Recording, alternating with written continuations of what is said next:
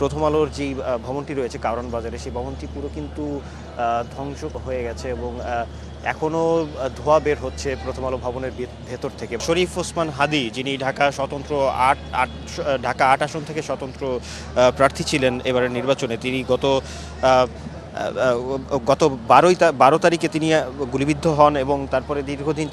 চিকিৎসাধীন থাকার পরে কিন্তু গতকাল রাতে তিনি মৃত্যুবরণ করেন এবং তার মৃত্যুর পরপরই ক্ষোভে ফুঁসে ওঠে পুরো দেশ, ঢাকা সহ পুরো দেশ। রাতেই কিন্তু তাৎক্ষণিকভাবে রাজুতে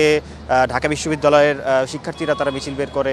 রাজুতে জড়ো হয়, টিএসসিতে বিক্ষোভ করে এবং তার পরপরই কিন্তু বিক্ষুব্ধ জনতা তারা প্রথম আলো এবং ডেইলি স্টারের ভবনে অগ্নিসংযোগ করে এবং আপনারা এই দেখতে পাচ্ছেন যে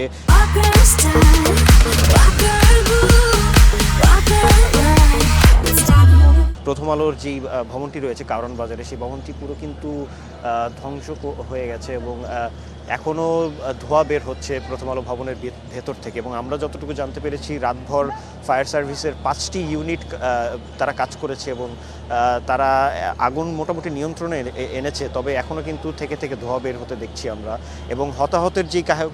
কথাটি আপনি জানতে চাচ্ছিলেন, এই অগ্নি নির্বাপনের সময় কিন্তু ফায়ার সার্ভিসের 3 থেকে 4 জন সদস্য আহত হয়েছেন, তারা এই মুহূর্তে চিকিৎসাধীন রয়েছেন এবং এখনও কিন্তু ফায়ার সার্ভিসের লোক ভিতরে রয়েছে। আপনারা যেমনটি দেখতে পাচ্ছেন যে তারা কিন্তু এখনও ধ্বংসাবশেষের ভিতরে খুঁজছেন আসলে